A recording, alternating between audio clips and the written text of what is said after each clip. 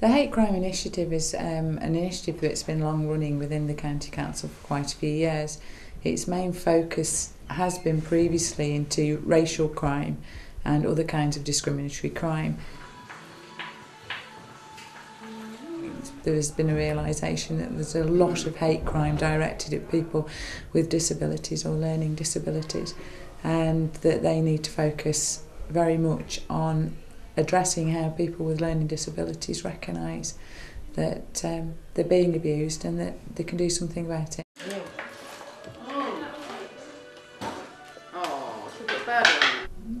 I think Genesis is very aware that a lot of the people that come and visit us on a daily basis, that everybody's an individual, we all are, all the people that come to Genesis are individuals, but there is a common theme through the whole of Genesis, is that people don't seem to be aware what hate crime is.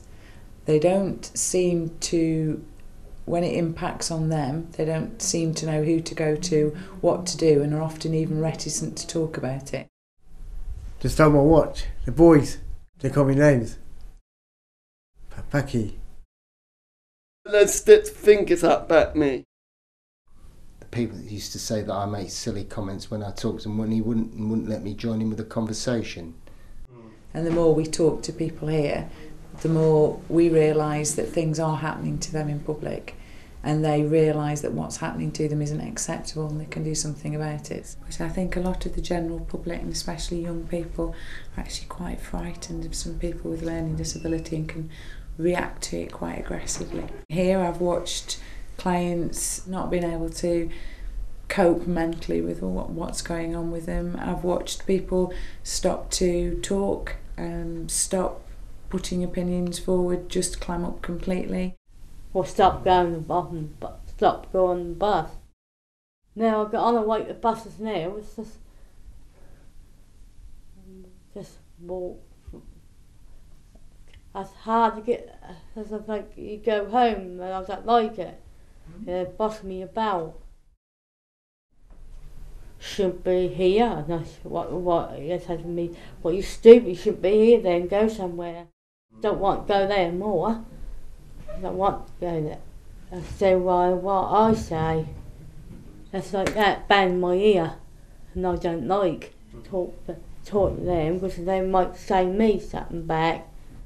I don't like it. I don't know argue with no one. So crying I was, crying. When she told me what they'd said and burst into tears, it was really good to have the avenue to go to directly. Yeah, I had the police come round and see me at home. He said to me, he said, well, don't worry, just sort that out, he's going to go to the teachers telling them off. And girls are naughty. The police officer that came and visited her here was extremely supportive. He contacted the headmaster of the school immediately. The headmaster rang here to speak to us, which was lovely, to say what could he do and how could he support future pupils not to be like this, and would it be okay to bring pupils up here to visit. If everybody here really knew what hate crime was and we could make them understand, probably every client here would tell you that it's the look when they walk down the street.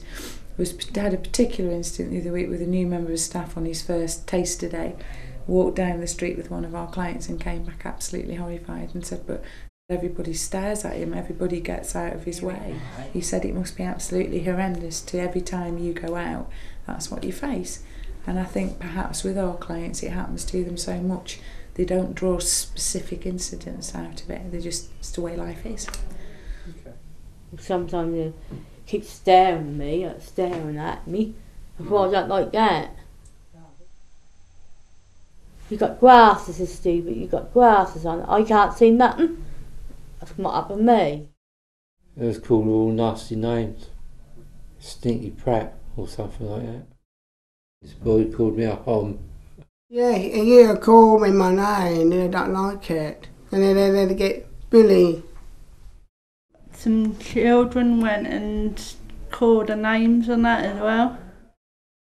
The boss was very nasty to me when I first started there.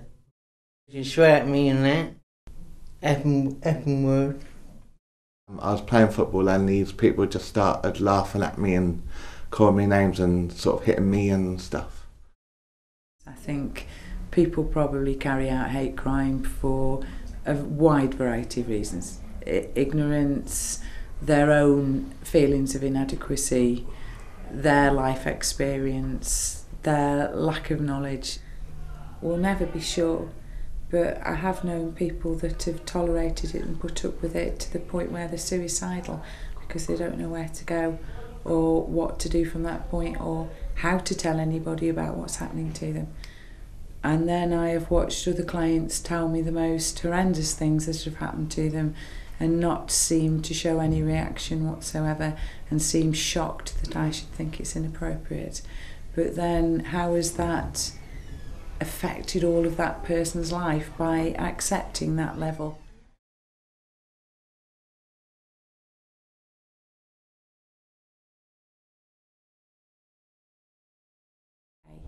You need somebody to support you, to talk to you about it, talk you through it and help you to move away from it, because if you haven't got that, it's central core to your very existence. Tell the police. Talking to other people, yeah, friends and family. They could ring the police or maybe someone who they can talk to or maybe someone who they know. Talking with your mum and dad. I think here we're just very careful that we talk to all of our clients. We know them quite well. We can tell subtle signs when they're upset or distressed, even if that person's non-vocal. So we'll be digging backwards from there to find out what it was that's upset them. So that's the big challenge for our clients, to actually understand that just because something has happened for a long period of time, it doesn't make it right. So that's going to be the big challenge, because when society is, and often is, as negative as it is with some of the people that it comes to Genesis, that becomes a second nature for them. So it's almost a surprise and a shock to know that that's wrong and that they can do something about stopping it. People can't just go and start on someone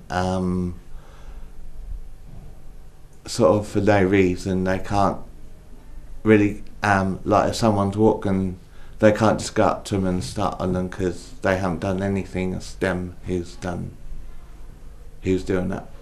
We all have a right to treat people as we do, and we have a right to respect.